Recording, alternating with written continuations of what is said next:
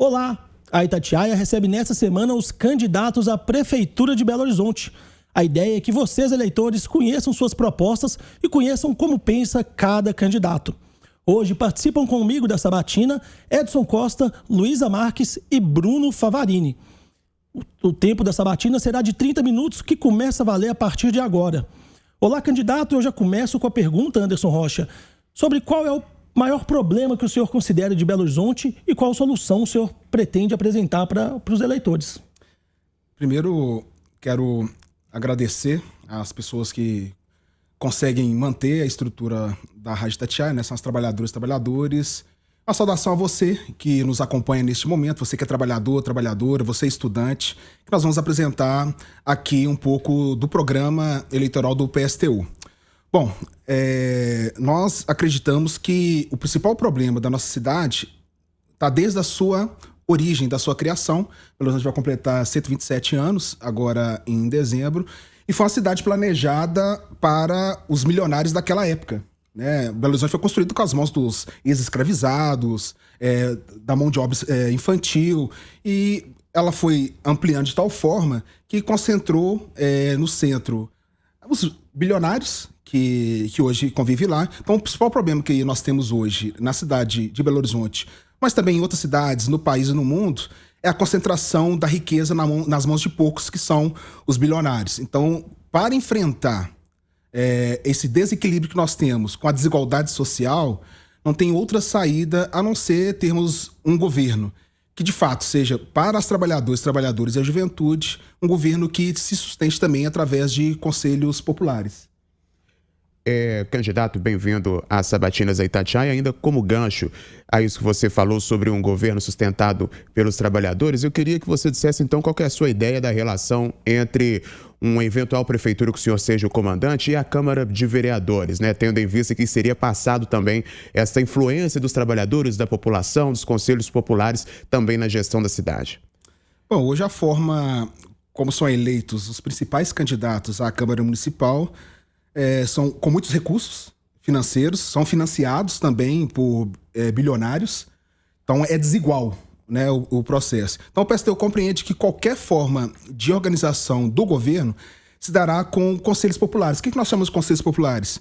São conselhos que vão ter a presença de trabalhadores, trabalhadoras, juventude, associações de bairros, sindicatos, e que vão definir o endereçamento do orçamento. A prefeitura hoje, ela conta com a previsão de 20 bilhões de reais do seu orçamento público, e nada mais justo que esse orçamento deixar de ir para privatizações, deixar de ir para terceirizações, para que de fato atender a população nos seus interesses, principalmente nos serviços públicos. Candidato, antes da gente entrar nas propostas, né, com a Luísa, com o Bruno, eu queria que o senhor contasse um pouco da sua história no PSTU e também localizasse para o ouvinte, para o telespectador, o que o PSTU representa em termos de ideologia, né? O PSTU está mais ligado à esquerda, está mais ligado ao centro, está mais ligado à direita. Quais são as ideologias do PSTU?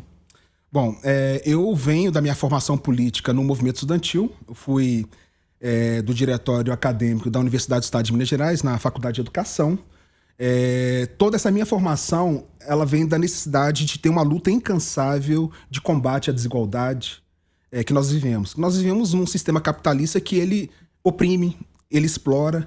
Então, isso encaixou muito bem com o PSTU, que é um partido que completou agora 30 anos, né, 30 anos mantendo a coerência, 30 anos ao lado das trabalhadores da juventude, e nas principais lutas vocês vão encontrar o PSTU participando. Então o que me move hoje é estar num partido que é socialista, que compreende que a riqueza não pode ser concentrada nas mãos de poucos, a riqueza ela tem que ser socializada com todos, principalmente aqueles que constroem a riqueza da cidade.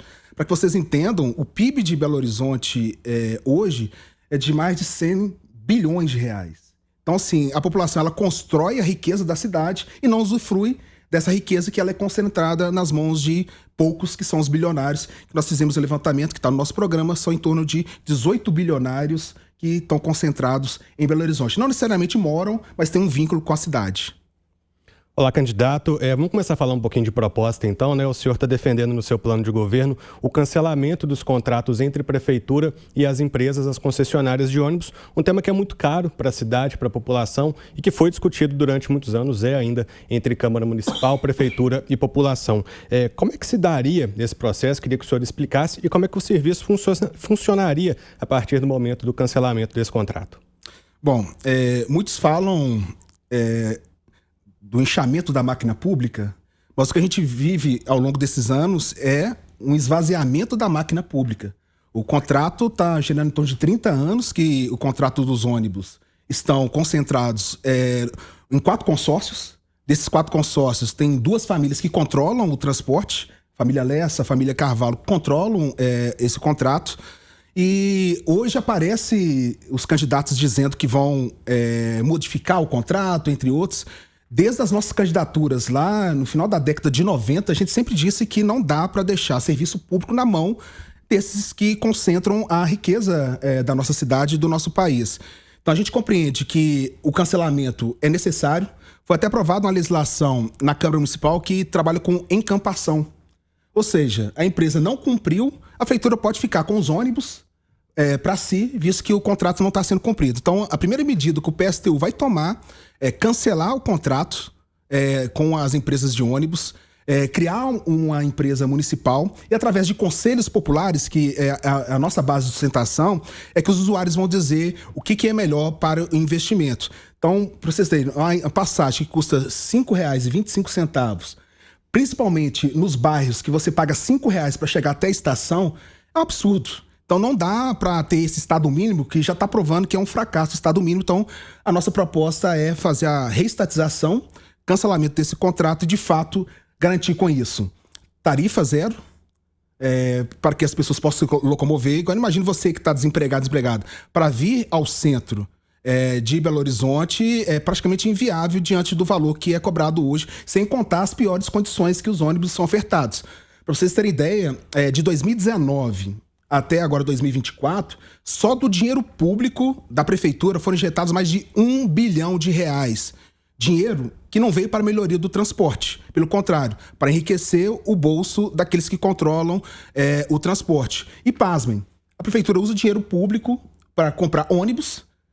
Em 2020 foram comprados 100 ônibus, agora recentemente 100 ônibus elétricos, que ao invés de a empresa ter feito isso, tira do dinheiro público. Então tem ônibus suficiente para serem incorporados e principalmente os trabalhadores que atuam, sejam os cobradores, sejam os motoristas, vão ser incorporados, que a gente não vai trazer um processo de demissão, mas de incorporação desses trabalhadores e, de fato, prestar um excelente serviço à população. Então a ideia do senhor é que não tenha mais empresas terceirizadas tomando conta do transporte público. A prefeitura tomaria conta de tudo? Tomaria conta de tudo, principalmente pelo orçamento que a prefeitura tem, como eu disse aqui, de R$20 bilhões. E foi provado que passar dinheiro público para a iniciativa privada não melhora a qualidade. Pelo contrário, enche o bolso daqueles que controlam o transporte, no caso dos ônibus.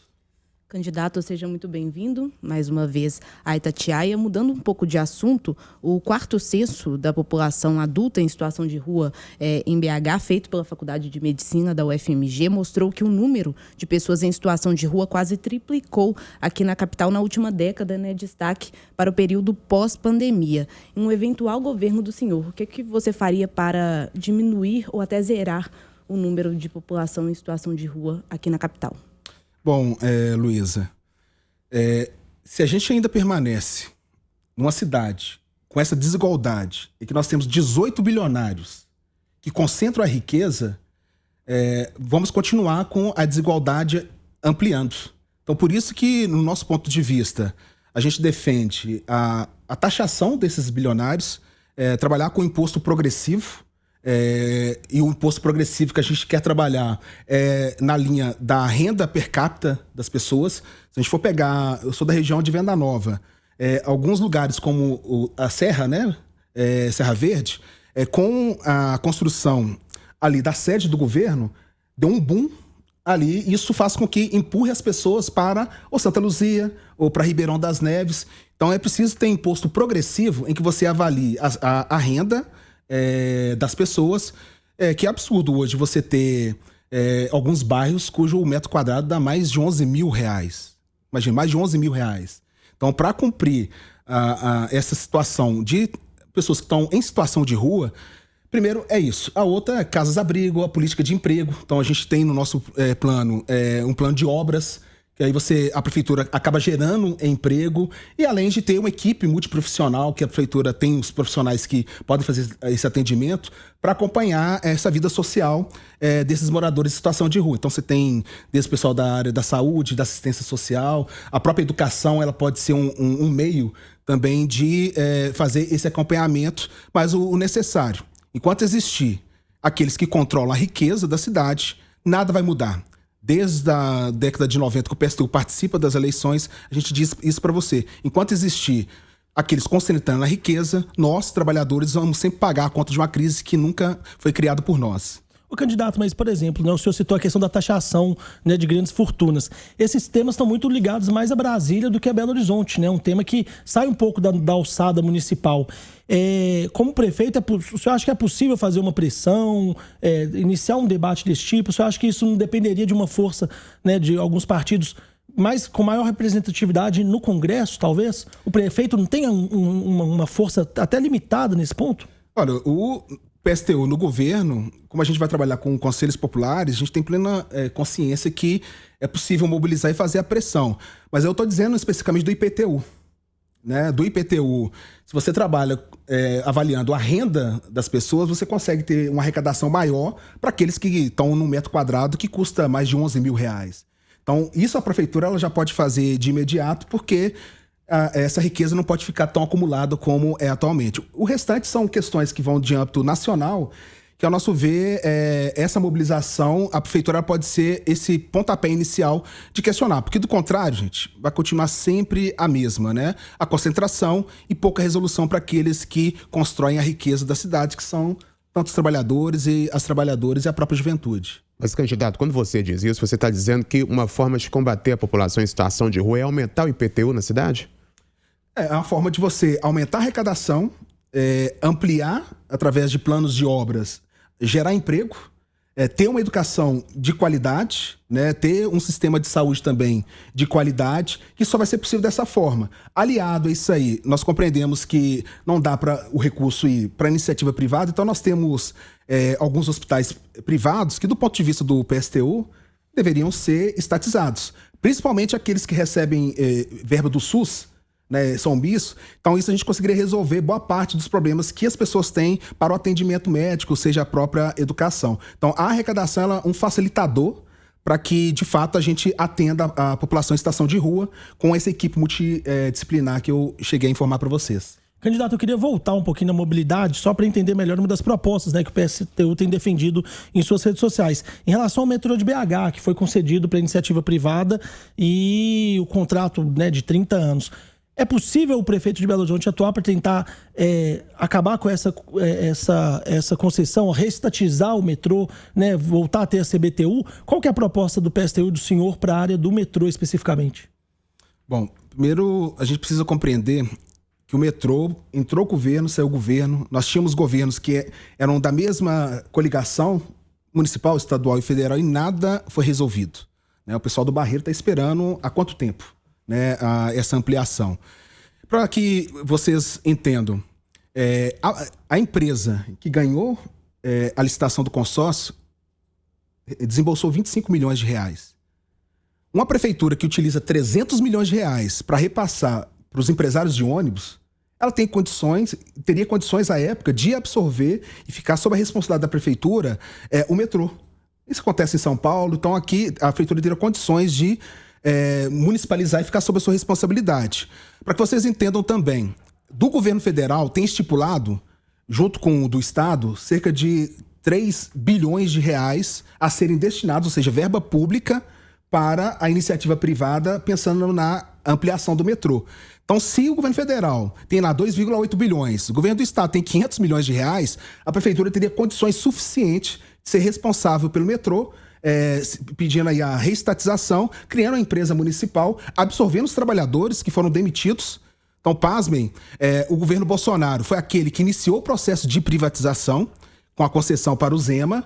O governo Lula teve a oportunidade de ter evitado a privatização do metrô e optou em permanecer com a privatização, enviando recursos de mais de 2,8 bilhões de reais. E o governo Zema vai usar o dinheiro que teve o assassinato pela Vale, são cerca de 500 milhões de reais, está usando para fazer Rodoanel, entre outras coisas, com dinheiro que deveria ser investido para as famílias que foram atingidas, fazendo aí a sua propaganda de governo, estipulando tanto para o Rodoanel quanto para a privatização do metrô, que vai dar em torno de 500 milhões de reais, quase 500 milhões.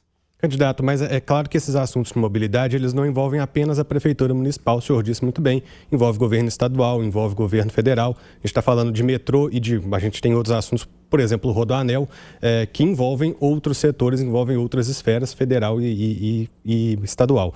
Como é que seria o diálogo do senhor com o governo federal e principalmente com o governo Zema nas articulações para esses projetos? Bom, o diálogo vai acontecer pelo diálogo que é em relação aos interesses do trabalhador e da trabalhadora. Não existe uma dependência da Prefeitura de Belo Horizonte, especificamente com o governo do Estado e o governo federal. Boa parte da arrecadação da Prefeitura vem do ISS e IPTU, a outra parte vem de transferências constitucionais para a saúde, para a educação, assistência social. Então, assim, a conversa é a conversa de que eles abandonem essa lógica de privatização, de engordar o bolso dos bilionários e, de fato, valorize os trabalhadores e as trabalhadoras. Então, assim, o diálogo vai dar nesses patamares. Ao diálogo que não façam mais privatizações, não entregue recurso público para a iniciativa privada, valorize os trabalhadores. Isso a gente sabe que não vai acontecer, porque todos eles que estão no governo atualmente estão aí amarrados com os bilionários que controlam aí o país e controlam o mundo. Então, passou da hora da gente inverter essa lógica da pirâmide social. Candidato, falando ainda do Rodoanel, quando ele surgiu, a premissa era desafogar o trânsito em BH e região metropolitana. No seu plano de governo, você fala sobre buscar outras alternativas ao Rodoanel para o transporte intermunicipal. Quais alternativas são essas? Bom, primeiro eu queria tratar do Rodoanel, que em especial vai atingir nascentes em Contagem, em Betim, né, na região metropolitana, que é um absurdo, que é para atender os interesses das mineradoras. Então, pasme, né, parte do dinheiro que assassinou as pessoas e que deveria ser investido para as famílias vão ser utilizados para atender as próprias mineradoras com esse Rodoanel. Então, as alternativas que a gente possui é a conversa de fato com aqueles que entendem mesmo, né, os movimentos sociais, né, engenheiros. Então, tem outras alternativas que não sejam alternativas como estão estabelecidas hoje em dia. E quais seriam essas propostas, né? Teria alternativa para levar o trânsito, melhorar o trânsito na região metropolitana? Não, os movimentos trabalham com exemplos de ter mais alçadas, né, para retirar e desafogar o trânsito, principalmente para o entorno, né, de Belo Horizonte.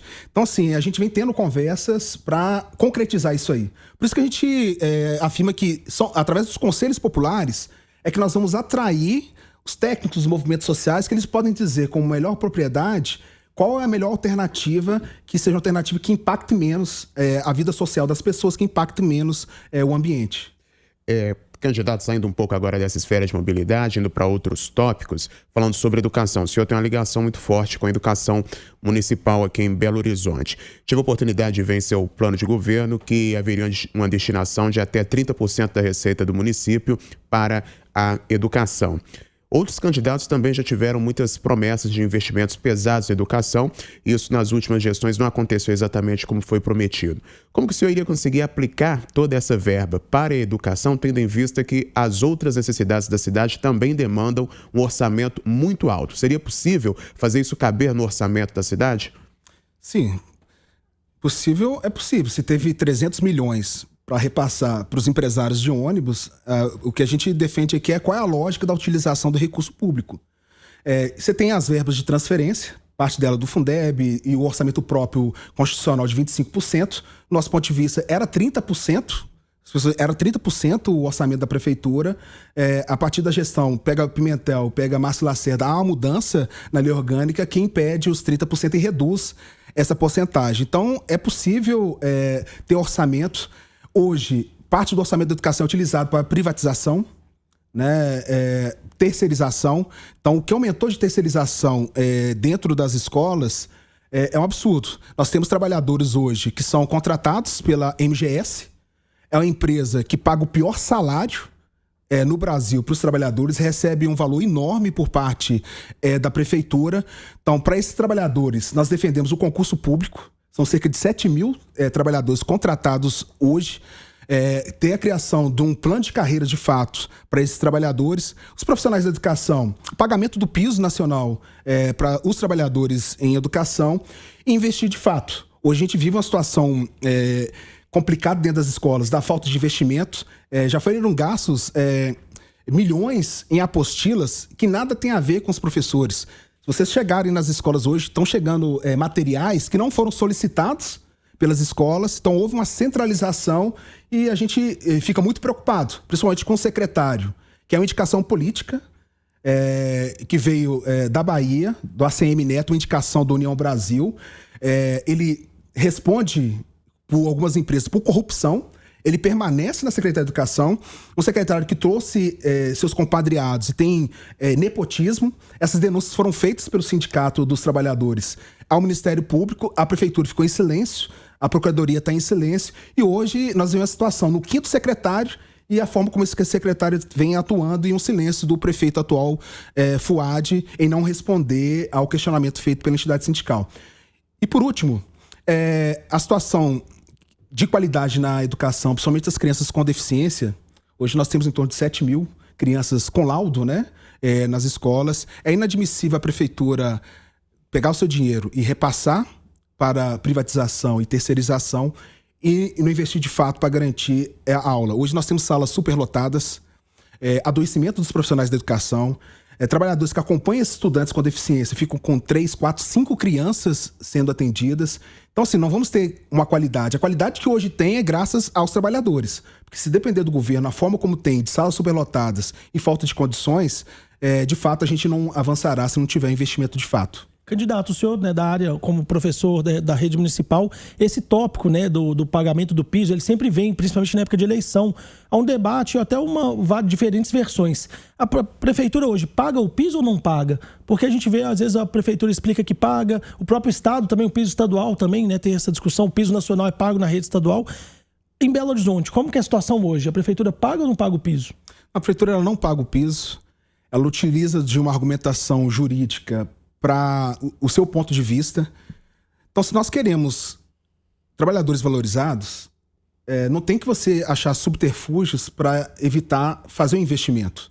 Nós queremos atrair os melhores profissionais, a rede tem os melhores profissionais, mas os últimos concursos que a gente vem acompanhando, as pessoas vão comparando e percebem que essa falta de valorização, principalmente inicial, não atrai os melhores profissionais. Então, hoje a prefeitura não paga o piso nacional e nós estamos assumindo o compromisso de que, assumindo a prefeitura de Belo Horizonte, vamos pagar o piso não só para os professores, mas também os outros trabalhadores que têm um projeto tramitando no Congresso Nacional, mas nós vamos aplicar para que, de fato, haja valorização. Candidato, o senhor citou, o Edson também na pergunta dele, a destinação de 30% dos recursos da Prefeitura para a educação. Só que Belo Horizonte tem outros problemas crônicos que também demandam de destinação considerável de recursos. A gente pode falar da saúde, por exemplo, das UPAs, das unidades de pronto atendimento, que também são um problema muito grande. A gente falou também de mobilidade, de outros problemas que demandam destinação de recursos. Como é que o senhor controlaria essa destinação, esse controle mesmo do dinheiro da Prefeitura de Belo Horizonte para outras áreas, especialmente a saúde, que também é um problema crônico da cidade? Bom, o controle, como eu disse, ele se dará a partir de conselhos populares, porque a gente tem que inverter essa lógica da pirâmide como está estabelecida. Então, você que está nos acompanhando, foi criado um enraizamento que você vota em alguém para alguém resolver os seus problemas. Agora, são os trabalhadores que têm que se organizar para resolver os próprios problemas e o orçamento da prefeitura tem que estar a esse serviço. Então não dá para a gente ter bilionários controlando como Mater Dei, enquanto pessoas morrem esperando atendimento. Então, assim, só da gente evitar de repassar dinheiro público para a iniciativa privada, para os bilionários, vai sobrar dinheiro. E sobrando dinheiro, ele tem que ser investido onde tem que ser necessário, que é a prestação do serviço público. Então, o básico é isso. Nada de dinheiro público para enriquecer o bolso dos bilionários. Candidato, quando você fala, mais uma vez, sobre conselhos populares, essa premissa principal do partido e também da candidatura do senhor, Queria que o senhor explicasse como que se daria a articulação para conseguir fazer com a sociedade, com a população em Belo Horizonte, que é muito plural, consiga se organizar dessa forma para conseguir andar junto ao governo e tomar decisões juntos. É possível fazer essa participação popular neste nível tão governamental quanto o senhor traz na sua proposta de governo? Só para complementar a pergunta do Edson, a gente vê que algumas iniciativas, né, de trazer a população acabam tendo muita confusão. A gente viu na votação dos conselhos tutelares, né, também teve muita discussão, muita briga. Como que funcionaria esses conselhos populares? Bom, hoje o que a gente vivencia de conselhos municipais da prefeitura são pessoas brigando por um ínfimo orçamento. Não dá para a gente estabelecer hoje, termos a prioridade no bairro, você vai escolher se é a rua, se é o posto, se é a escola, o que o PSTU está defendendo. Esse orçamento ele tem que ser direcionado e organizado através dos conselhos. Aí nos conselhos nós vamos ter sindicatos, vamos ter trabalhadores, estudantes. Então, assim, vai ser um conselho em que a gente vai abrir as contas da prefeitura para que as pessoas possam direcionar o que é prioridade para ser atendido. Que hoje por hoje você designa alguém para decidir por você. E o que a gente está procurando é inverter a lógica. Nós tivemos uma experiência quando estávamos na prefeitura de Timóteo, mas foi na década de 90, que iniciamos esse processo e teve um bom funcionamento inicial, porque a gente compreende que ao repassar a decisão para os trabalhadores, para a juventude, eles que vão saber se aquele posto precisa de melhor ampliação, se precisa de um hospital, se precisa de mais escolas. Então, é uma forma de descentralizar as decisões da cidade, que hoje são centralizadas controladas pelos bilionários.